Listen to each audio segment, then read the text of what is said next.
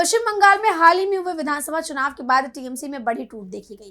TMC के कई सांसदों ने एनसीपीआई में विलय का ऐलान पहले ही कर दिया था। यहां तक कि उन्हें संसद में भी टीएमसी से अलग बैठने की जगह दे दी गई। लेकिन पूर्व सीएम ममता बनर्जी से अलग होने के बाद बागी सांसदों के नाम से टीएमसी का ठप्पा अभी तक नहीं हटा, जिस पर टीएमसी सांसद महुआ मोइत्रा ने बागियों को घेर लिया है।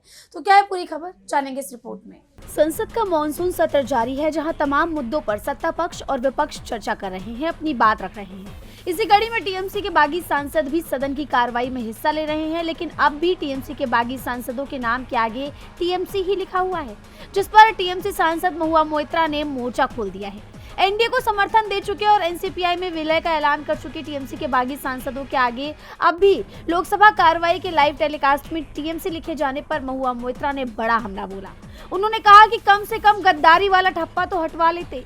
महुआ मोइत्रा ने एक्स पर पोस्ट किया, अरे इतनी बेशर्मी भरी गद्दारी के बाद भी गद्दार अपना एआईटीसी यानी ऑल इंडिया तृणमूल कांग्रेस वाला ठप्पा नहीं हटा पाए। कितना दुखद है।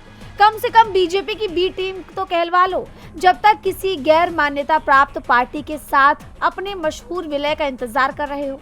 जैसा आप जानते हैं कि पश्चिम बंगाल विधानसभा चुनावों में तृणमूल कांग्रेस की हार के बाद ममता बनर्जी के 20 सांसदों ने काकोली घोष दस्तीदार की अगुवाई में बगावत की थी। इसके बाद उन्होंने एनसीपीआई में विलय का ऐलान किया, जिसके लिए बागियों ने लोकसभा स्पीकर ओम बिरला को पत्र भी सौंपा था। ऐसी ही टूट महाराष्ट्र में उद्धव ठाकरे की शिवसेना में हुई, जिसके बाद ओम बिरला ने उद्धव ठाकरे की शिवसेना यूबीटी के सांसदों को शिंदे के शिवसेना में विलय को मंजूरी दे दी।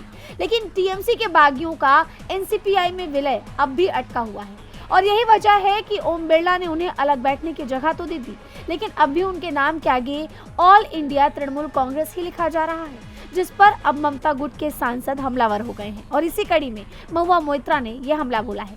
डीबी लाइव की रिपोर्ट।